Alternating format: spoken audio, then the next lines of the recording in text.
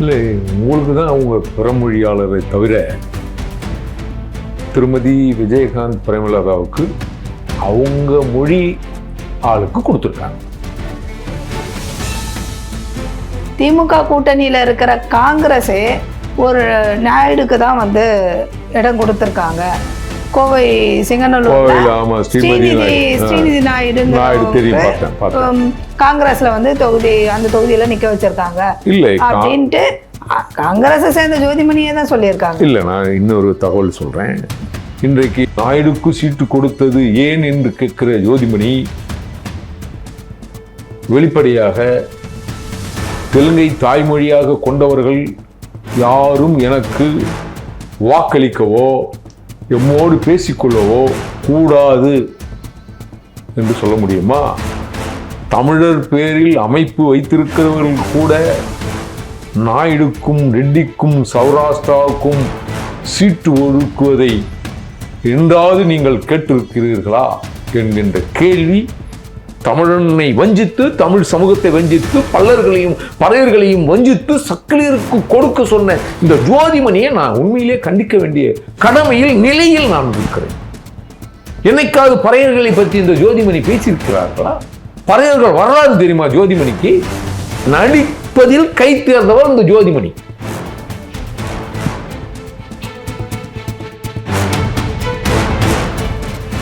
திருமாவளவன் மட்டும் திமுக கூட்டணியில் அங்க வைக்க முடியாது என்று பேசியிருந்தால், வெளியே வந்திருந்தால் விசிகா கட்சி இரண்டாக உடைந்தது. ஏனென்றால் தோழர் திருமாவளவனுக்கு தெரியாமலேயே நாகப்பட்டினம் தொகுதி வேட்பாளர், நாகப்பட்டினம் தொகுதி சானவாசுக்காக தோழர் திருமாவளவன் கேட்டு போராடுகிறார். ஆனால் திமுக சானவாசனிடம் பேசி அந்த தொகுதி சானவாஸ் அவர்கள், விசிகாவினுடைய துணை பொதுச்செயலாளர் அவர்கள் திமுகவிலே பேசி எனக்கு அந்த தொகுதியில் இருக்கிறதற்கு விருப்பமில்லை என்று சொல்லி ஒதுங்கி இன்றைக்கு அதை பேசும் பொருளாக மாற்றியிருக்கிறார். இப்போ திருமா அவர்கள் ஒரு வார்த்தை சொல்லுவாங்க எப்பவுமே, இந்த பாட்டாளி மக்கள் கட்சி வந்து ஜாதி கட்சி, அந்த கட்சி கூட்டணியில் இருக்கிற கட்சியோட நான் கூட்டணி வைக்க மாட்டேன் அப்படின்னு ஒரு வார்த்தையை சொல்கிறாங்க. அப்போ இப்போ திமுக கூட இருக்கிறது எல்லாமே இப்போ பிரேமலதா விஜயகாந்த்லாம் ஜாதி கட்சி தானே? இல்ல, இது சாதி. இப்ப எப்படி வந்து இது அவருக்கே இது தப்பா தெரியல. அவர்கள் ஒருத்தருக்கு கொடுத்த ஒரு சீட்டை பத்தி பெருசா இப்ப நீங்க சொல்றீங்க. வாங்கின சீட்டு எத்தனை வாங்கினதுல கொடுத்தாரா இல்லையா? வாங்கினதுல கொடுத்தாரா? நான் சொல்றது வாங்கினதுல கொடுத்தாரா? கொடுத்தாரு. இவரு வாங்கின சீட்ல இப்ப எத்தனை கொடுத்திருக்காரு சொல்லுங்க, சொல்லுங்க. பறையர் எத்தனைன்னு சொல்லுங்க பாப்போம். வைகோ அவருக்கெல்லாம் அறிவு இருக்கா, மூளை இருக்கான்னு வைகோ கூட தான் பேசியிருக்காரு. அன்னைக்கு நம்மளாம் யாரும் பேசலையே, அன்னைக்கு யாரும் திரு ஸ்டாலினை புறக்கணிக்கலையே. கனிமொழி அவர்களுக்கு வந்து ஒரு சங்கத்துல இருந்து ஒரு பேனர் வச்சிருக்காங்க. என்னன்னா, நாடார் சங்க சமூகத்தின் நட்சத்திர, நம்பிக்கை நட்சத்திரம் அப்படின்னு சொல்லி கனிமொழிக்கு ஒரு பேனர் வச்சிருக்காங்க. கனிமொழி நாடார் என்றால் கருணாநிதியின் சாதி பேரை சொல்ல வேண்டிய அந்த நாடார் சமூகம் தெலுங்கு பெண்களை திருமணம் செய்த குழந்தைகளை அந்த தாய் வழியில் அழைப்பீர்களா, அந்த சாதி பேரோடு சேர்த்து சொல்வீர்களா என்கின்ற கேள்வியை தமிழ் சமூகத்துக்கு விட்டு விடுகிறது.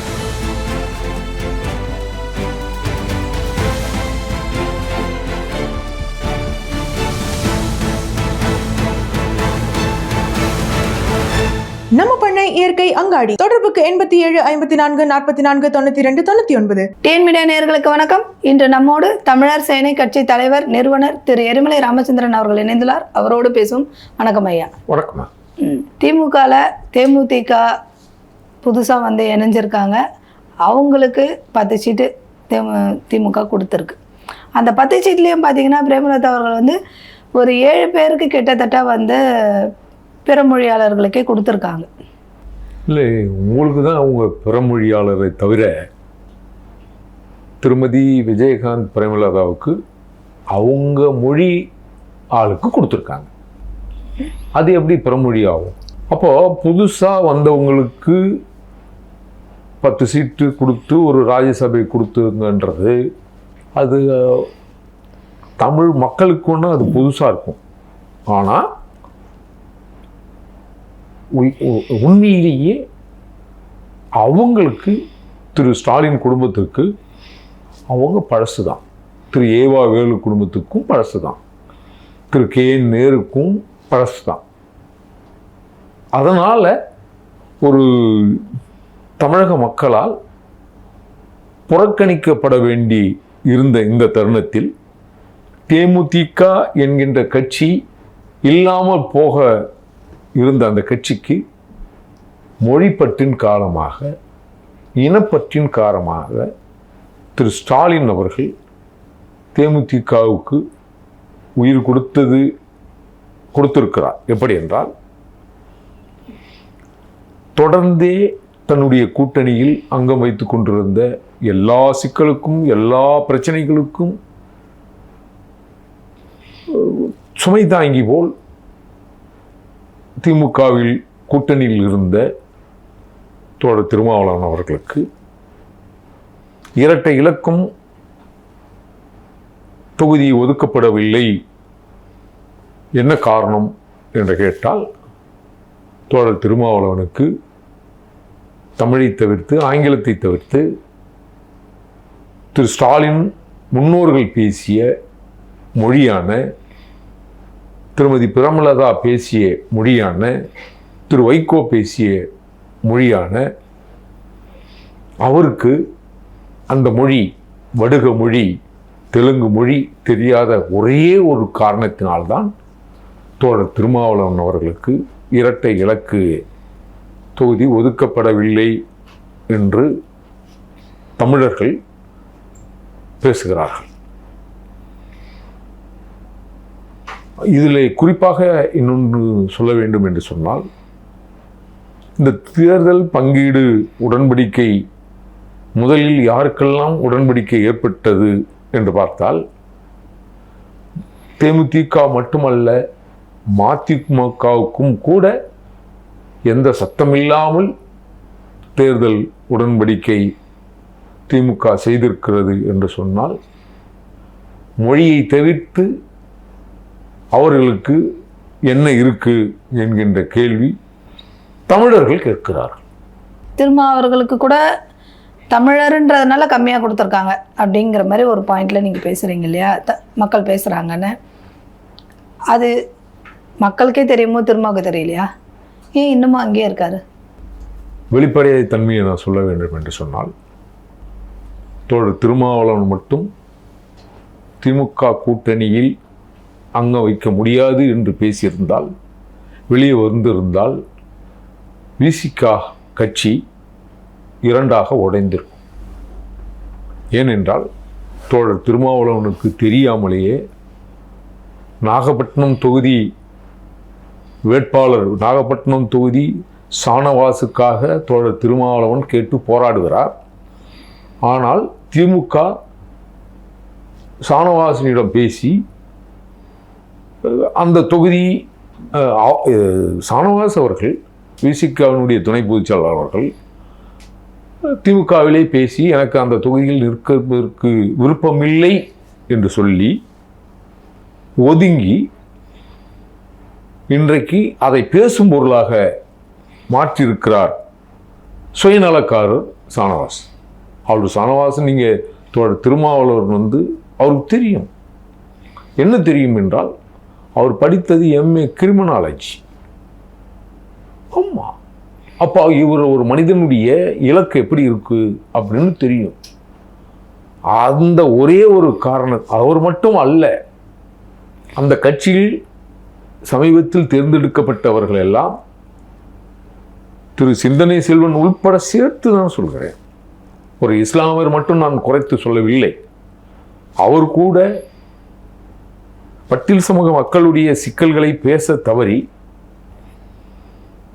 திருமதி துர்கா ஸ்டாலினை புகழ்ந்து பேசுகிற அவையாக சட்டமன்றத்தை திரு அவர் சிந்தனை செல்வன் பேசியிருக்கிறார். அப்படி என்றால் இந்த மக்கள் சுதந்திரமாகவும் விடுதலையாகவும் எந்த ஒரு சிக்கலும் இல்லாதவாகவும் நிம்மதியாகவும் வாழ்கிறார்கள் என்ற அளவீடு என்பது அவர்கள் வாழ்வதிலிருந்து அவருடைய சூழலிலிருந்து இந்த பாதிக்கப்படுகிற பட்டியல் சமூக மக்களை கணக்கீடு செய்கிறார்கள். அது தவறான பார்வை என்பதை இந்த தேர்தல் உண்மையிலேயே வெளிப்படுத்தும். அது நீங்க சொல்வது போல் இன்றைக்கு திரு வேல்முருகன் வெளிவந்தது போல் தோழர் திருமாவளவன் வெளிவந்திருந்தால் இதுதான் நிலை. அதற்காகத்தான் நீங்க சுயமரியாதை, அதனால் திரு வேல்முருகன் வெளிவந்தார் என்று நீங்க பேசுற அந்த விதம், அந்த தோணி என்பது திரு துரைமுருகனுடைய ஒரு நேர்காணலில் திரு வேல்முருகன் வெளியே சென்று விட்டார், அதை பற்றி எப்படி பார்க்கிறீர்கள் என்ற ஒரு கேள்விக்கு திரு துரைமுருகன் தான் சாதியை மறந்து தன் இனத்தை மறந்து கிண்டலாக நிற்கலாக முகத்தை நான் அப்படி பார்ப்பேன் என்று மேல் நோக்கி திரு வேல்முருகனை கிண்டல் செய்திருக்கிறார். அது யாராவது திரு வேல்முருகன் அவருடைய சமுதாயத்தில் பிறந்தவர்கள் எனக்கு தெரிந்து இதுவரை யாரும் கண்டனம் தெரிவிக்கவில்லை. அது மட்டுமல்லாது திரு துரைமுருகன் அவருடைய காட்பாடி பிரச்சாரத்தில் விடுதலை சிறுத்தைகளினுடைய பொறுப்பாளர் அந்த பிரச்சார வாகனத்தில் ஏறுகின்ற பொழுது அவரை கீழே இறக்கியதை நம் கண்கூடாக பார்க்க முடிந்தது. அப்படி என்றால் இவர்கள் பேசிய சனாதானம் எதிர்ப்பு என்பதும் சாதி ஒழிப்பு என்பதும் சமத்துவம் என்பதும் போலி என்பதை அந்த காணொளி, காட்பாடியினுடைய பிரச்சார காணொளி நமக்கு வெட்ட வெளிச்சமாக காட்டியது. ஆக இன்றைக்கு திரு வேல்முருகன் அவர்களோடு எனக்கு தெரிந்து திரு தடா ரஹீம் போன்றவர்கள் எல்லாம் பல தமிழ் குழுக்கள் எல்லாம் அவருக்கு துணையாக நிற்கிறார்கள். ஆனால் இந்த சிக்கல் இப்போ பேசுகிற திரு வேல்முருகன் அன்றைக்கு திரு கருணாநிதி அவர்கள் தமிழர் என்றும் கருணாநிதி குடும்பத்தில் தெலுங்கு பேசவில்லை என்றும் அவர் பச்சை தமிழர் என்றும் பேசிய திரு வேல்முருகன் இன்றைக்கு சீட்டு பிரச்சனையில் இடஒதுக்கீடு அடிப்படையில் அல்லாது தனக்கு கூடுதலான தொகுதி ஒதுக்கப்படவில்லை என்ற காரணம் காட்டிதான் அவர் வெளிவந்திருக்கிறாரே தவிர சட்டமன்றத்தில் திரு சேகர்பாபு போன்றவர்கள் அவமதிக்கும் போது இவருடைய அந்த வீரமும் அந்த சுயமரியாதையும் எங்கே போனது என்கின்ற கேள்வி நமக்கு உண்டு. அன்று ஏன் கேட்கவில்லை? தொகுதி மட்டும், நீங்கள் கேட்ட தொகுதி மட்டும் கொடுக்கப்பட்டிருந்தால், திமுக கொடுக்கப்பட்டிருந்தால் திமுக தமிழர் கட்சி என்று போற்றிருப்பீர்கள் இல்லையா? ஆக கருணாநிதி குடும்பம் தமிழர் குடும்பமா தமிழர் அல்லாத வடுக குடும்பமா என்று கூட இத்தனை ஆண்டு காலம் அரசியல் செய்த தமிழர் வாழ்வுரிமை கட்சியினுடைய தலைவர் திரு வேல்முருகனுக்கு தெரியாமல் போனது எப்படி என்ற கேள்வி எனக்கு இருக்கு. குறிப்பா எனக்கு பிரேமலதா அவர்கள் ஏவா வேலு அவர்களோட சம்பந்தம் பண்ண போறாங்கன்ற மாதிரியும், அதுக்கான முன்தளம் தான் திமுகவுடைய கூட்டணி அப்படிங்கிற மாதிரியும் ஒரு பேச்சு பரவலா இப்ப பரவிட்டு இருக்கு. இதை பத்தி நீங்க என்ன நினைக்கிறீங்க? இல்ல, திருமணம் என்பது அது தனிநபர் விடயம். ஆனால் அரசியல் என்பது பொதுவான விடயம். நீ இரண்டையும் ஒப்பிட்டு ஒரே சீரா பார்க்க முடியாது. ஆனால் அதன் அடிப்படையில் கூட திரு ஏவா வேலு என்கின்ற வடுகர் தன் இன என்பது இனம் என்பதற்காக கூட இந்த கூட்டணியை சமாதானப்படுத்தி பேசியிருக்கலாமே தவிர உறவு வேண்டும் என்பதற்காக பேசியிருக்கலாம். அதே போல பல கூட்டங்களில் திரு SSR அப்படின்னு சொல்ற ஒருவர், திரு நேரு போன்றவர்கள் சமுதாய ரீதியான கூட்டங்கள் கூட்டி, சாதி ரீதியான கூட்டங்கள் கூட்டி, அதிலே நீங்கள் உங்களுக்கு இருக்கிற தகுதி, நான் எப்படியாவது தேர்தல் வந்தால் அமைச்சர் ஆகிவிடுவேன், அமைச்சர் ஆகிவிட்டால் நீங்கள் தெலுங்கில் பேசிவிட்டால் போதும், உங்களுக்கு உண்டான வேலை வாய்ப்புகளை நான் கொடுத்து விடுவேன் என்று அப்பட்டமான பொதுவெளியில் இவர்களெல்லாம் பேசியிருக்கிறார்கள். இதே SSR அவர்கள் அங்கு பட்டியல் சமுதாயத்தில் தேர்ந்தெடுக்கப்பட்ட ஒரு எம்பியை நிற்க வச்சு பேசின செய்தி உண்டு. திருமதி பிரேமலதா விஜயகாந்தினுடைய மகன் விஜய பிரபாகரனில் அவரை தன் அமருகின்ற நாற்காலியில் அமர வைத்து கட்டி அணைத்து உச்சி முகர்ந்து வரவேற்கிறார் என்று சொன்னால், இந்த தேர்தலில் எம்பியாக தேர்வு செய்யப்பட்டிருந்த அந்த பட்டியல் சமூக தோழரை இந்த முறை அவர் அங்கீகரிக்கப்படவில்லை அப்படி இன்னும் சொல்லப்படுது. ஒன்று, திரு நேரு அவர்கள் மீது பல்லாயிரம் கோடி, கிட்டத்தட்ட வேலை வாய்ப்பில் மட்டும் 1888 கோடி ரூபாய் வேலை வாய்ப்பில் ஊழல் செய்திருப்பதாக தகவல் இருக்கு இல்லையா? ஆனால் அவரே தன்னுடைய ஒரு நெறியாளரிடம், எனக்கு இத்தனை ஏக்கர் நிலம் இருக்கு, இத்தனை மாடுகள் இருக்கு, 10 லட்சம் மதிப்புள்ள குதிரைகள் இருக்கு அப்படின்னு வெளிப்படையா பேசியிருந்த நேர்மையற்ற நேரு தன்னுடைய வேட்புமனையில் எனக்கு கையில் இருக்கிற தொகை என்பது 5 லட்சமும் தன்னுடைய மனைவியிடம் இருப்பது 1 லட்சம் என்று பொய்யான தேர்தல் ஆணையத்தை ஏமாற்றி மனு தாக்கல் செய்திருக்கிறார். அவர் மட்டும்தானா?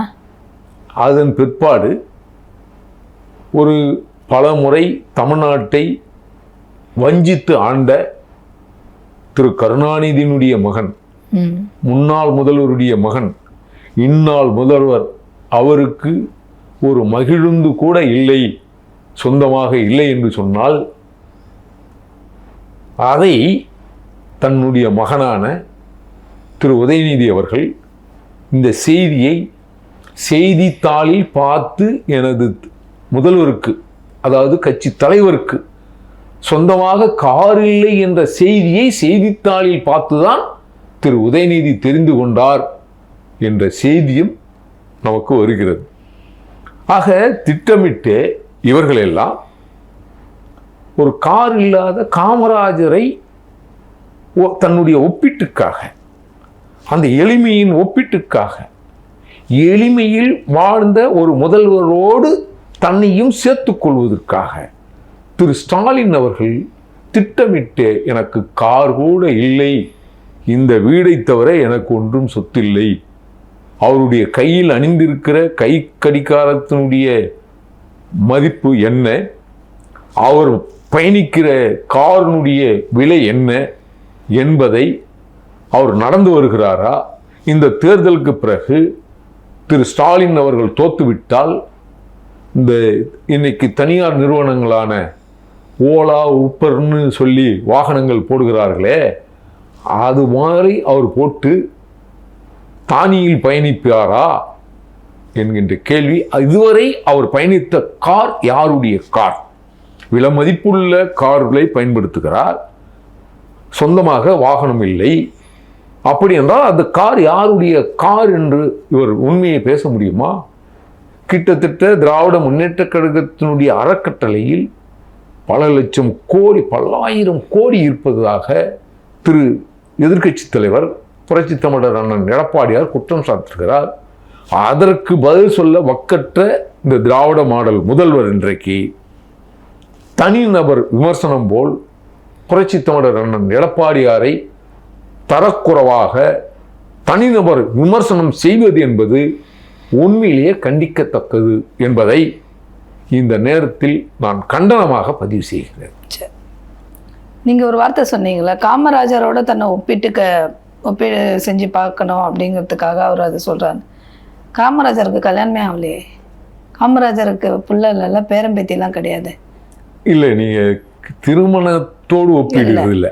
காமராஜர் அந்த ஒப்பீடு அந்த மாதிரி விலை உயர்ந்த கைகடிகாரம் கட்டுறது, விலை உயர்ந்த ஆடைகள் நீர், அதெல்லாம் காமராஜர் பண்ணலையே. பண்ணல. அவர் காமராஜரோட சேர்த்து வச்சு இல்ல நீங்க சொன்ன குற்றச்சாட்டுக்கு தான் நான் கேட்கிறேன். அவர் தன்னை காமராஜரோட சேர்த்து வச்சு ஒப்பிட்டு பார்க்கணும்ன்றதுக்காக அப்படி சொல்றாரு அப்படின்றீங்க. ஒரு விஷயத்தை தெளிவுபடுத்துகிறோம். இன்றைக்கு நேர்மைக்கு ஐயா கக்கன்ஜியை மேற்கோளாக காட்டுகிறோம். கண்டிப்பா இல்லையா? எளிமைக்கு ஐயா காமராஜரை சொல்கிறோம். ஒரு முதல்வராக இருந்து கார் கூட இல்லாதவர் எளிமையின் அந்த எளிமை என்கின்ற சொல்லை தனதாக்க இவர்கள் முயற்சி செய்கிறார். எப்படி சாதி ஒழிப்பு என்ற பெயரில் சொல்லிவிட்டு ஜிடி நாயுடு பெயரில் பாலம் திறக்கிறார்களோ, அப்போ சாதி ஒழிப்பு என்பது போலியோ, அதுபோல தன்னை தக்க வைத்துக் கொள்வதற்காக இப்படியான அடுத்தவர்களுடைய பேரையும் புகழையும் தனதாக்கிக் கொள்வதில் இவர்கள் சிறந்தவர்கள். ஒரே ஒரு மேற்கோள், எந்த தெலுங்கருக்கும்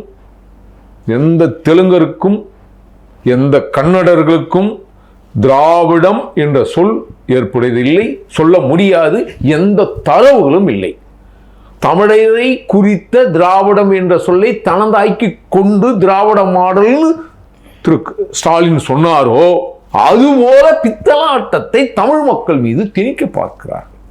திமுக கூட்டணியில இருக்கிற காங்கிரஸே ஒரு நாயுடுக்கு தான் இடம் கொடுத்திருக்காங்க. கோவை சிங்கநல்லூர்ல ஸ்ரீநிதி நாயுடு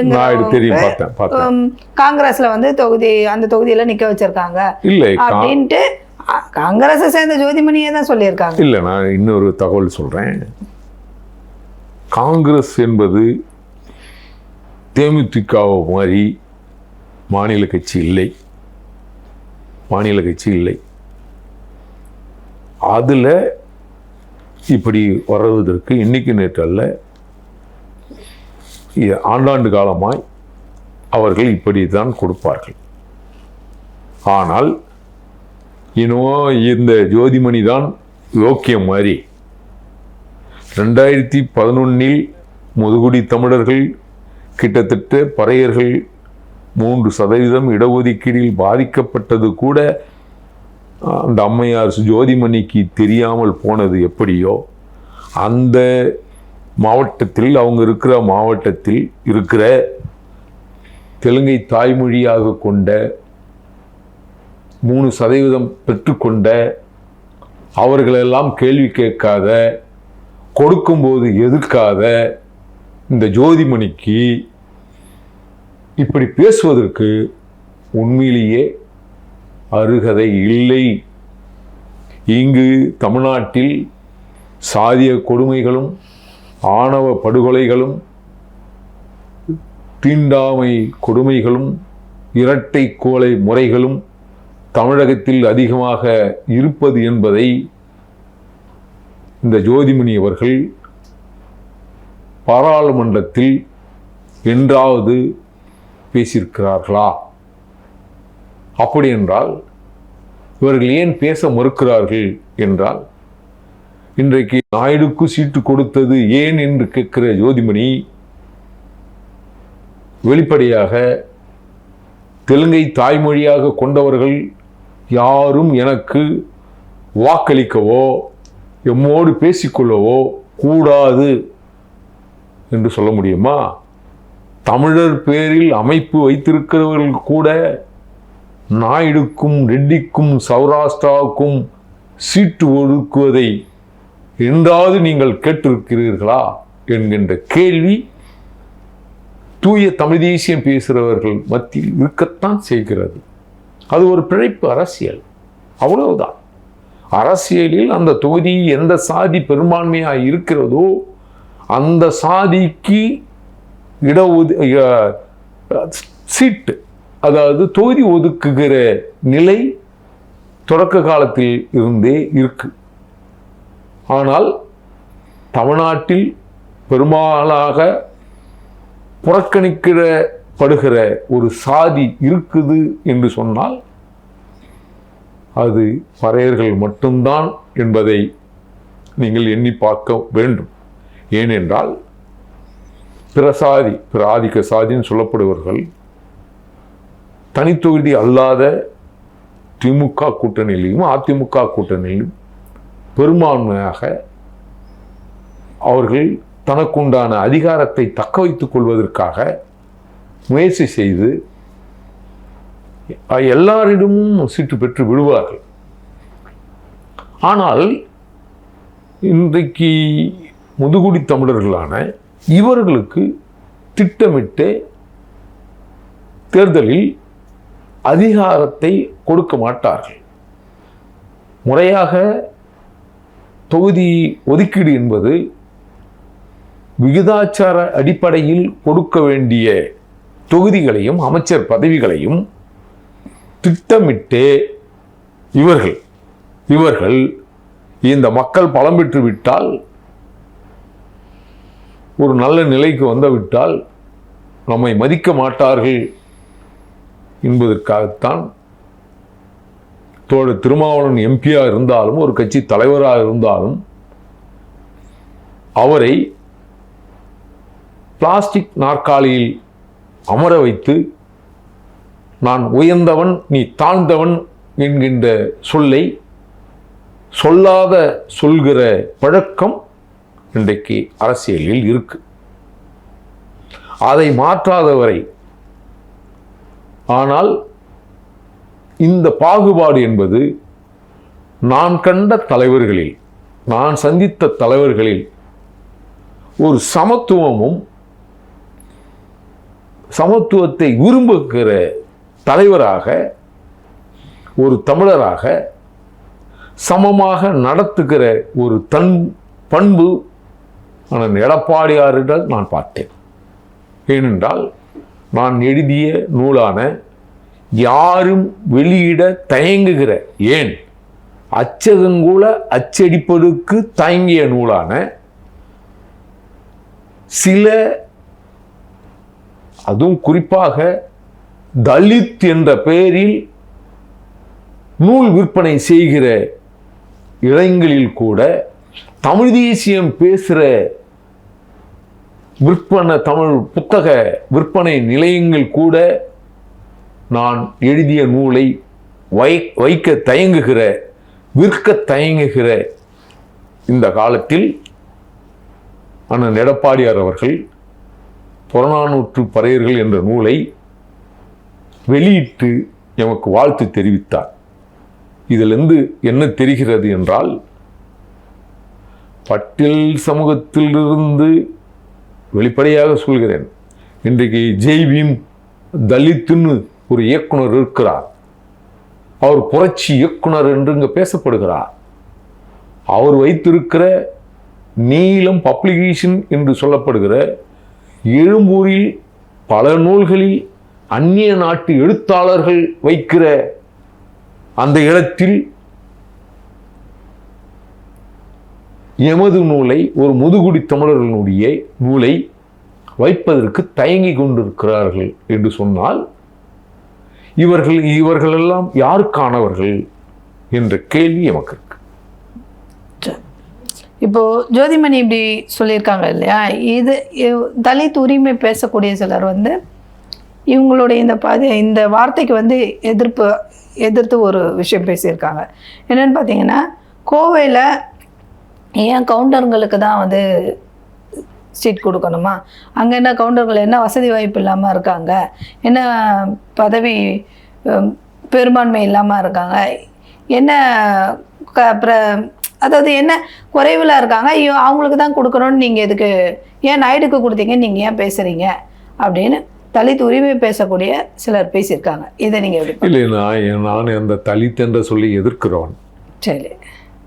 எந்த சொல்லில் நடைமுறையில் இருக்கிறதோ, எந்த சொல்லில் ஆவணங்கள் இருக்கிறதோ, எந்த சொல் கல்வெட்டில் இருக்கிறதோ, எந்த சொல் பட்டயங்கள் இருக்கிறதோ, எந்த சொல் ஓலைச்சுவடியில் இருக்கிறதோ அதே சொல்லை அந்த சொல்லால் எம்மை அழையுங்கள் என்று சொல்கிற நிலையில் நான் நிற்பவன். ஆக தலித் என்ற சொல் என்பது எனக்கு ஏற்புடையது இல்லை. ஆனால் தலித் என்ற பெயரில் பலர் இங்கு பொய்யான ஒரு கட்டமைப்பை கட்ட நினைக்கிறார்கள். அது குறிப்பாக அந்த தலித் என்ற சொல்லை வரலாறோடு இருக்கிற பறையர்கள் மீது சிலர் திட்டமிட்டு திணிக்க முயற்சிக்கிறார்கள். அவர்களையெல்லாம் அடையாளம் கண்டு புறக்கணிக்க வேண்டிய நிலையில் இங்கு தமிழர்கள் நிற்க வேண்டும். அதே போல இந்த ஜோதிமணி அவர்கள் தான் பிறந்த சமுதாயமான கொங்கு வேளாளர் கவுண்டர் சமுதாயமான அந்த அவர்கள் இந்த அளவுக்கு ஆதங்கப்பட வேண்டிய அவசியமும் இல்லை.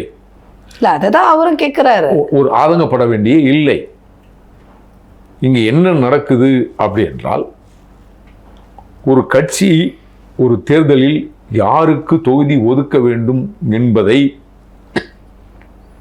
தலைமைதான் முடிவு செய்ய முடியும். அந்த தலைமைக்கு அந்த செயற்குழுவும் பொதுக்குழுவும் சேர்ந்து அந்த அதிகாரத்தை வழங்கப்படும். அதுதான் முறையான சட்டம். ஆனால் அந்த தலைவர் செய்கிற செயலை இவர்களுக்கு ஏன் சீட்டு ஒதுக்கினீர்கள், எனக்கு ஏன் கொடுக்கவில்லை என்கின்ற அந்த சொல்லாடல் என்பது காழ்ப்புணர்ச்சியில் பேசுகிற பேச்சை தானே தவிர அவர்கள் இந்த மக்களுக்கு நல்லது செய்ய வேண்டும் என்ற நோக்கிலோ, தமிழ் சமூகம் ஒன்றிணைய வேண்டும் என்ற நோக்கிலோ அவர்கள் ஒரு காலம் இல்லை. இல்லை, அந்த எதிர்த்து குரல் கொடுக்கிறவரை என்ன சொல்றாருன்னா, இவங்க இதுக்காக பேசுறதுக்கு பதில் அருந்ததியர்களுடைய உரிமைக்காக பேசியிருக்கலாம், அவங்களுக்கு தர வேண்டிய நில விஷயத்துக்காக கேள்வி கேட்டிருக்கலாம். அதையெல்லாம் விட்டுட்டு கவுண்டர்களுக்கு இடம் கொடுக்கலன்றதை பத்தி ஏன் பேசணும் அப்படிங்கிற இவங்களுக்கு. அதுதான் நான் சொல்றேன், இன்றைக்கு இருக்கிற சக்கிலியர்களுடைய மக்கள் தொகை எவ்வளோ அப்படி என்பது இந்த ஜோதிமணிக்கு தெரியுமா? இதே கேள்வியை ஏன் பறையருக்கு நீங்கள் கொடுக்கவில்லை என்று கேட்டீர்களா? சக்கிலியருடைய மக்கள் தொகை எவ்வளோ? 3% கொடுத்தது தவறு என்று இன்றைக்கு நாங்கள் பேசிக்கொண்டிருக்கிறோம். அவர்களுடைய மக்கள் தொகை 2011 கணக்கெடுப்பின்படி வெறும் 24 லட்சம் மட்டுமே. அன்று கணக்கெடுப்பின்படி குறைந்திருக்கிறார்கள். அவர்களுக்கு 3% அளவுக்கு மீறி கொடுத்தது கருணாநிதியினுடைய சாதி பட்டும் மொழி பட்டும் நாங்கள் வன்மையாக கண்டித்திருக்கிறோம். அப்படி என்றால் புறக்கணிக்கப்படுபவர் கருணாநிதி மட்டுமல்ல, திரு ஸ்டாலின் மட்டுமல்ல, இந்த ஜோதிமணி போன்றவர்கள் எல்லாம் புறக்கணிக்க வேண்டிய கடமை தமிழர்கிட்ட இருக்கு. தமிழனை வஞ்சித்து, தமிழ் சமூகத்தை வஞ்சித்து, பல்லர்களையும் பறையர்களையும் வஞ்சித்து சக்கிலியருக்கு கொடுக்க சொன்ன இந்த ஜோதிமணியை நான் உண்மையிலே கண்டிக்க வேண்டிய கடமையில் நிலையில் நான் இருக்கிறேன். என்னைக்காவது பறையர்களை பற்றி இந்த ஜோதிமணி பேசியிருக்கிறார்களா? பறையர்கள் வரலாறு தெரியுமா ஜோதிமணிக்கு? தெரியுமா? பெரும்பான்மை மக்கள் தொகை என்னன்னு தெரியுமா? அப்படி ஒன்றுமே தெரியாத அரசியலில் மேடையில் பிரச்சாரத்தில் அழுதா மட்டும் பத்தாது, நடிச்சா மட்டும் பத்தாது, நடிப்பதில் கை தேர்ந்தவர் இந்த ஜோதிமணி. இப்போ திரும்ப அவர்கள் ஒரு வார்த்தை சொல்லுவாங்க எப்பவுமே, இந்த பாட்டாளி மக்கள் கட்சி வந்து ஜாதி கட்சி, அந்த கட்சி கூட்டணியில் இருக்கிற கட்சியோட நான் கூட்டணி வைக்க மாட்டேன் அப்படின்னு ஒரு வார்த்தையை சொல்கிறாங்க. அப்போ இப்போ திமுக கூட இருக்கிறது எல்லாமே இப்போ பிரேமலதா விஜயகாந்த்லாம் ஜாதி கட்சி தானே? இல்லை, அது சாதி கட்சி. இப்போ எப்படி வந்து இது அவருக்கே இது தப்பா தெரியல? இல்லை, நீங்கள் சாதி கட்சின்னு நீங்கள் தானே அம்பலப்படுத்தணும். பாட்டாளி மக்கள் கட்சி ஒரு காலத்தில் வன்னியர் சங்கத்தோடு சேர்ந்து இருந்தது என்பதை நீங்கள் புரிந்து கொள்ள வேண்டும்.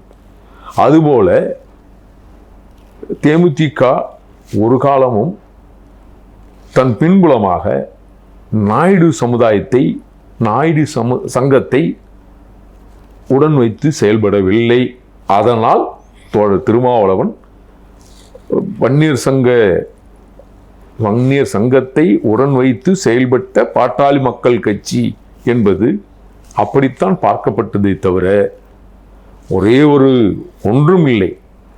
இங்கு வட மாவட்டத்தில் இன்றைக்கு பாட்டாளி மக்கள் பேசுகிற விஷயத்தில் நான் முரணுக்காக பேசவில்லை. எங்கேயோ இருக்கிற திரு வடிவேல் ராவணனை அழைத்துட்டு வந்து வட மாவட்டத்தில் பறையர்கள் பெரும்பான்மையாக வாழ்கிற பகுதியில் வேட்பாளராக நிறுத்துகிறார். இதே பொது கட்சின்னு சொல்ற பாட்டாளி மக்கள் கட்சி ஏன் வட மாவட்டத்தில் பறையர்கள் பெரும்பான்மை வாழ்கிற தொகுதிகளில் ஏன் பறையருக்கு அந்த வாய்ப்பு தரவில்லை என்கின்ற கேள்வி எமக்கு இருக்கு. தென் மாவட்டத்தில் இருக்கிற ஒரு சமூகத்தை எடுத்துட்டு வந்து பறையர் பெரும்பான்மை வாழ்கிற தொகுதியில் நிறுத்த வேண்டிய அவசியம் பாட்டாளி மக்கள் கட்சி திரு அன்புமணிக்கு அவசியம் எங்கிருந்து வந்தது என்கின்ற கேள்வி கூட இருக்கத்தான் செய்யுது. அந்த கேள்வியை பட்டியல் சமூகத்தில் இருக்கிற பறையர்கள் கேட்கத்தான் செய்கிறார்கள் என்பதை திரு மருத்துவர் அன்புமணி ராமதாஸ் அவர்கள் தெரிந்து கொள்ள வேண்டும் என்பதை தெள்ளத் தெளிவாக ஆழமாக வைக்கிறேன். நீங்க அவங்களுக்கு வாய்ப்பு கொடுக்க வேணாம்னு சொல்லலை. அவர்கள் எங்கு பெரும்பான்மையாக இருக்கிறார்களோ தென் மாவட்டத்தில் நீங்க கொடுத்தீங்கன்னா சிக்கல் இல்லை. அவர் கட்சியில் பதவியில் இருக்கிறார் என்பதற்காக வட மாவட்டத்தில் கொடுக்க வேண்டிய பறையர்களுக்கு உண்டான அங்கீகாரத்தை கொடுக்காமல் அங்கிருந்து இங்க கூட்டு வந்து நிறுத்த வேண்டிய என்ன அவசியம் பாட்டாளி மக்கள் கட்சிக்கு வந்தது.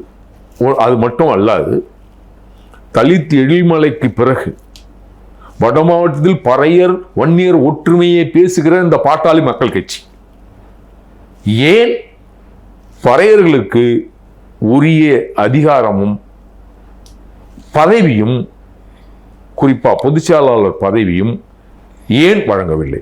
அப்படி என்றால் பறையர் வன்னியர் ஒற்றுமை என்பது பேச்சளவில் தானா, செயல் திட்டத்துக்கு வராதா? அப்போ பறையர்கள் வன்னியரை ஒற்றுமையாகவும் நெருக்கமாகவும் பார்க்க வேண்டும் தானே தவிர, ஆனால் நாங்கள் அப்படி செயல்பட மாட்டோம் என்பதை சொல்லாமல் சொல்கிறாரா திரு அன்புமணி அவர்கள் என்ற கேள்வியை நாம் கேட்கணும்ல. நீங்க வட மாவட்டத்தில் எந்த 2 சாதி தானே நீங்க பேசுறீங்க. அப்போ 2 சாதியில் இப்போ நீங்க வாங்கின சீட்டில் பறையர்களுக்கு எத்தனை சீட்டு கொடுக்குறீங்கன்னு சொல்லணும்ல. தோழர் திருமாவளவன் வாங்கின சீட்டில் திரு SS பாலாஜிக்கு சீட்டு கொடுத்தாரா இல்லையா? அது மாதிரி பாமக வாங்குற சீட்ல ஏன் ஒரு பறையருக்கு சீட்டு எத்தனை சீட்டு கொடுத்தாங்கன்னு கேளுங்க பார்ப்போம். கேட்கணும்ல. அப்போ தோழர் திருமாவளவன் செஞ்சது எந்த அளவுக்கு வாங்குற சீட்டு சொற்ப சீட்டு அதுலேயே ஒரு வன்னியருக்கு கொடுத்து அழகு பார்க்குறாருல. அப்போ அது அந்த நிலையை நீங்களும் எடுக்கணும்ல. அப்போ அந்த நிலையில் வன்னியருக்கு பறையர் வன்னிய ஒற்றுமை பேசுகிற நாம் வந்து நிச்சயமாக பறையருக்கும் வாய்ப்பு கொடுத்து அவரையும் வெற்றி பெற வைக்கணும்ல. வட மாவட்டத்தில் செய்யணுமா வேணாமா? அப்புறம் எப்படி ஒற்றுமை வரும்? எப்படி இணக்கம் வரும்? ஒரு காலத்தில் தாயா பிள்ளைய வாழ்ந்த சமூகம் தானே. என்ன 2 பேரும் எல்லாம் கோடீஸ்வரனா இருக்கிறாங்களா? நான் 2 சமூகமும் அண்ணன் காடு வெட்டி குரு சொன்ன மாதிரி அழகாக சொல்லியிருப்பாரு. 2 பேரும் ஒரே நிலையில தான் எனக்கு கூலிகளாக மாற்றப்பட்டு இருக்கிறோம்னு பேசியிருக்காரு. அப்ப அந்த மாதிரி இருக்கிறவங்களுக்கு என்ன வாய்ப்பு கொடுத்துருக்கீங்கன்னு கேட்கிறாங்க. நான் வன்மத்தில் பேசல. இல்ல திருமாவர்கள் ஒருத்தருக்கு கொடுத்த ஒரு சீட்டை பத்தி பெருசா இப்ப நீங்க சொல்றீங்க. வாங்கின சீட்டு எத்தனை? வாங்கினதுல கொடுத்தாரா இல்லையா? வாங்கினதுல கொடுத்தாரா? நான் சொல்றது வாங்கினதுல கொடுத்தாரா இல்லையா? கொடுத்தாரு. இவரு வாங்கின சீட்ல இப்ப எத்தனை கொடுத்துருக்காரு சொல்லுங்க. பறையர் எத்தனைன்னு சொல்லுங்க பாப்போம். சொல்லணுமா இல்லையா? பாட்டாளி மக்கள் கட்சி என்பது பேர் வந்து பொது கட்சி தானே. அப்ப நீங்க கொடுக்கணுமா இல்லையா? வட மாவட்டத்தில் நம்ம 2 பேர் தானே இருக்கோம். பறையரும் வன்னியரும் ஒன்றிணைந்தால் தமிழ்நாட்டை ஆட்சி அமைக்க முடியுமா முடியாதா? முடியும் தானே. அப்ப அவங்களுக்கு உண்டான அங்கீகாரத்தை கொடுத்து வரணும்ல, வளர்க்கணும்ல. வெறும் தனித்து நிற்கிற ஒரு ஆதரவு சொல்றது மட்டும் இல்லை பண்டைய பறையர் வன்னியர் ஒற்றுமை என்பது. அது இல்லை. எனக்கு வேண்டியவங்க தான், அது வேற. ஆனால் பெறப்பட்ட தொகுதிகளில் இவர்களுக்கும் கொடுக்கணும்னு தான் நான் சொல்றேன், வேற ஒன்றும் இல்லை. இப்ப திருமாவர்கள் ஒரு சீட் கொடுத்ததை சொல்றீங்க. திரு ஸ்டாலின் தலைமையில் இயங்குகிற பிறமொழியாளர்கள் அதிகமாக இருக்கிற ஒரு கூட்டணி. இன்னொன்று தமிழர்களெல்லாம் சேர்ந்து ஒரு கூட்டணி வைத்திருக்கிறார்கள். திரு பூவை ஜெகன்மூர்த்தி ஆகட்டும், திரு ஜான் பாண்டியன் ஆகட்டும், திரு டிடி தினகரன் ஆகட்டும், திரு அன்புமணி ராமதாஸ் ஆகட்டும், திரு நயினார் நாகேந்திரன் ஆகட்டும், இவர்கள் எல்லாம் தமிழர்கள், தமிழர் தலைமைகள். புரியுதுங்களா? ஒரு நபர் கூட பிறமொழியாளரே இல்லை. உண்மையிலேயே திரு சீமான் போன்றவர்களும் திரு வேல்முருகன் போன்றவர்களும் அண்ணன் எடப்பாடியாரை ஆதரித்து தமிழர் தலைமையில் ஆட்சி அமைக்கணும். இதுக்கு சின்ன உதாரணம், அவர் தமிழ் தேசியம் பேசலையே அப்படின்னு எல்லாம் சொல்றாங்க. உண்மையிலேயே திரு சீமான் ஒரு இடத்துல சொல்றாரு, நான் சொன்னதனால தான் வள்ளலாருக்கு தைப்பூசத்துக்கு விடுமுறை விட்டார் அப்படின்னு அவர் பதிவு செஞ்சிருக்கார். அப்படி என்றால் தமிழர் விரோத கருத்துக்களுக்கு அண்ணன் எடப்பாடியார் போல ஒரு தமிழர் ஒரு நல்ல விஷயத்தை சொன்னால் கேட்கிற மனநிலையில் அண்ணன் எடப்பாடியார் இருக்கிறார். ஆதலால் இவர்களெல்லாம் தனித்து வாக்காளர்களை நிறுத்தி ஓட்டை சிதைச்சி அது பெருவாரியான வாக்குகள் பெற்று ஜெயிக்க வேண்டிய அதிமுகவை இவர்களெல்லாம் இப்படி தனித்தனியாக நின்று பலவீனப்படுத்துகிறார்கள் என்ற எண்ணம் எனக்கு இருக்கு. இங்க நமக்கு தேவை தமிழ் தேசியம் வளரும், ஒரு தமிழர் தலைமை வேண்டும். தமிழர் தலைமை என்பது அண்ணன் எடப்பாடியாரை நம்ம ஏற்றுக்கொண்டு தான் ஆக வேண்டும். இல்லை, இப்போ அதே தான் இப்போ நானும் கேட்க வரேன். இப்போ சசிகலா ராமதாஸ் அவர்களா இருக்கட்டும், விஜயா இருக்கட்டும், இப்படி இவங்க தனித்தனியாக நிற்கிறதுனால இப்போ அடுத்த வேல்முருகன் 234 தொகுதியும் தனித்து தான் நிற்பேன் அப்படின்ற. இப்போ இவங்க இந்த மாதிரி தனித்தனியாக நிற்கிறதுனால அதிமுகவுக்கு வரக்கூடிய ஓட்டையும் இல்லை சீமான் அவர்களுக்கு வரக்கூடிய ஓட்டையும் இவங்க ஒன்றும் இல்லாமல் உடைக்கிறாங்களோ அப்படிங்கிற ஒரு கண்ணோட்டம் வந்திருக்கு. எதுவுமோ சதி மாதிரி தான் இருக்கு. இவங்கெல்லாம் ஒன்று சேர்ந்து இவங்களுக்கெல்லாம் ஈகோவை பிடிச்சிட்டு அலைகிறாங்க. அது ஏன்னு தெரியல.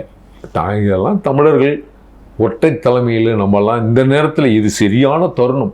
இந்த தேர்தல் என்பது சரியான தருணம். ரொம்ப பெரிய பரபரப்பை ஏற்படுத்தி இருக்கிற ஒரு விஷயம், ராசா பேசின ஆடியோ ஒன்று வலைத்தளத்தில் வெளிவந்திருக்கு. அதில் அவர் அவ்வளோ புலம்புற அளவுக்கு போகிறாருன்னா அவர் ஒரு பறையர்குடியை சேர்ந்தவன்றதுனால அவருக்கு அந்த நிலை அங்கே இருக்கா?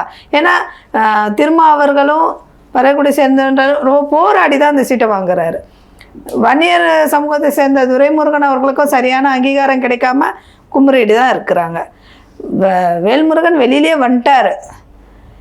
இந்த மாதிரி இந்த பறையர்குடி ஆளுங்க மற்ற சமூகத்தினரை அப்படியே ஒரு மாதிரி மட்டுப்படுத்தின நிலையிலே திமுக வச்சிருக்கேன். இப்போ இவர் ராசாவுடைய நிலை என்னவா ஆகும்?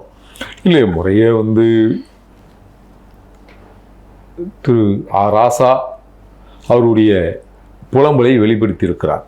என்ன சொல்லியிருக்கிறார் என்றால், அந்த காணொலியில் இந்த ஸ்பெக்ட்ரம் விஷயத்தில் நான் காத்தது திருமதி அவங்க கருணாநிதியுடைய மனைவி தயாளு அம்மா, திரு ஸ்டாலின் போன்றவர்களை பழியை நான் சுமந்து அவர்களை காப்பாற்றிருக்கிறேன். நான் திமுகவினுடைய துணை பொதுச் செயலாளர். ஏற்கனவே நான் மத்திய அமைச்சராக இருந்திருக்கிறேன். நான் திகார் சிறையில் இருக்கின்ற பொழுது ஒரு நபர் கூட திமுக கட்சிக்காரர்கள் என்னை பார்க்கவில்லை. அப்படி என்றால் சிறைக்குள்ளே எனக்கு ஏதாவது ஆகியிருந்தால் நான் அதோடு முடிந்து போயிருப்பேன் என்கின்ற ஆதங்கத்தை, குமுறலை அவர் வெளிக்காட்டியிருக்கிறார். கண்டிப்பா. ஆனால் திரு ராஜா அவர்களுக்கு ஒரு தகவல், இன்று இல்லை நேற்றல்ல, அன்னை சத்தியவாணி முத்துக்கு திரு கருணாநிதியால் எந்த சிக்கல் வந்ததோ, எந்த அவமரியாதை வந்ததோ, அதைத்தான் தொடர்ச்சியாக திமுக உங்களுக்கும் செய்து கொண்டிருக்கிறது. நீங்கள் இப்போதாவது விழிப்போடு இருந்து யாரெல்லாம் யாரோடு கைகோக்க வேண்டும் அப்படின்ற நிலை எடுக்க வேண்டும்.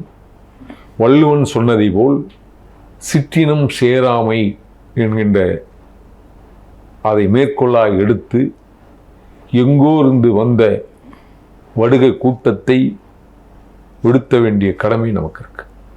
இல்லை இதில் இன்னொரு விஷயமும் அந்த உட்கட்சி விஷயமா ஒரு விஷயம் சொல்கிறாங்க. அவர் வந்து கனிமொழிக்கு ஆதரவாக இருக்கிற எல்லாரையுமே வந்து இப்படி தான் அந்த கட்சி பண்ணுது. கனிமொழிக்கு ஆதரவாக நின்று எல்லாரையுமே இப்படி தான் பண்ணுது. ராசா வந்து கனிமொழிக்கு ஆதரவாக நின்றனால தான் அவருக்கு இந்த நல்ல ஒரு வார்த்தையும் அடிபடுது. இது எந்த அளவுக்கு உண்மைன்றதே தெரியல. இல்லை, அந்த ஆடியோ நானும் கேட்டேன். அந்த அளவுக்கு அவங்களுடைய, ஏன்னா அவர் அதில் சொல்லியிருக்காரு, அவர் கனிமொழியை நம்ப மாட்டாரு, என்னெல்லாம் வெளியில் அனுப்ப முடியாது, அவருக்கு மூளை இருக்கா, இப்படிலாம் அவர் வார்த்தையை விட்டு வச்சு. இல்லை, அவர் மட்டுமா விட்டாரு, வைகோ கூட தான் பேசினாரு. வைகோ அவருக்கெல்லாம் அறிவு இருக்கா மூளை இருக்கான்னு வைகோ கூட தான் பேசியிருக்காரு. அன்னைக்கு நம்மளாம் யாரும் பேசலையே. அன்னைக்கு யாரும் திரு ஸ்டாலினை புறக்கணிக்கலையே இல்லையா? வைகோ சொல்லும்போது இதை பற்றி யாரும் பேசும் பொருளாக மாற்றிருக்கிறோமா, கேட்டிருக்கோமா? அப்படி இல்லையே. இவருடைய அவர் ஒரு தமிழ்குடி, ஒரு தமிழ்குடியிலிருந்து தன்னுடைய ஆதங்கத்தை வெளிப்படுத்தியிருக்கிறார். அவருக்கு உண்டான பதவியும் மரியாதையும் இந்த திமுக அரசு என்ன கொடுத்துருக்கு. அவரோடு நின்று மேடை பேச்சில் பேசுவதற்கு திமுகவில் இருக்கிற யாரை வேணாலும் நான் சவாலுக்கு அழைக்கிறேன். அவருக்கு நிகராக யாராவது பேச முடியுமா மேடை பேச்சில்? யாரும் இல்லை. அங்கே தன்னை தற்காத்து வைப்பது போல் ராசா இருக்காரு. ஆனால் அவருக்கு உண்டான அங்கீகாரம் கொடுக்கல என்று அந்த மனவேதனையை வெளிப்படுத்தியிருக்காரு. அது இப்போ வெளிப்படுத்தினா பழைய ஆடியோவான்னு நமக்கு தெரியல. அது 2001 முன்னாடி வந்த காணொலி ஆடியோன்னு சொல்கிறாங்க. அது எந்த அளவுக்கு நிஜம்னு எனக்கு தெரியல. கனிமொழி அவர்களுக்கு வந்து ஒரு சங்கத்தில் இருந்து ஒரு பேனர் வச்சுருக்காங்க. என்னென்னா, நாடார் சங்க சமூகத்தின் நம்பிக்கை நட்சத்திரம் அப்படின்னு சொல்லி கனிமொழிக்கு ஒரு பேனர் வச்சுருக்காங்க. கனிமொழி நாடார் என்றால் தெலுங்கு பெண்களை திருமணம் செய்த குழந்தைகளை அந்த தாய் வழியில் அழைப்பீர்களா, அந்த சாதி பேரோடு சேர்த்து சொல்வீர்களா என்கின்ற கேள்வியை தமிழ் சமூகத்துக்கே விட்டு விடுகிறேன். இல்லையா?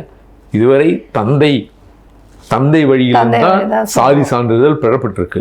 அப்படி என்றால் அது திரு கருணாநிதியின் சாதி பேரை சொல்ல வேண்டிய அந்த நாடார் சமூகம் இன்றைக்கு தாழ்வழியாக ராஜாத்தி அம்மா சாதி சான்றை வைத்து திருமதி கனிமொழியை பார்க்கிறது. அந்த செயல் தமிழர்கள் திருமணம் செய்திருக்கிற பிறமொழி பெண்களையும் அதே பார்வையில் பார்ப்பீர்களா அப்படின்றது என்னுடைய கேள்வி. இந்த கேள்விக்கு விடையை தமிழர்களிடமே விட்டு விடுகிறேன்.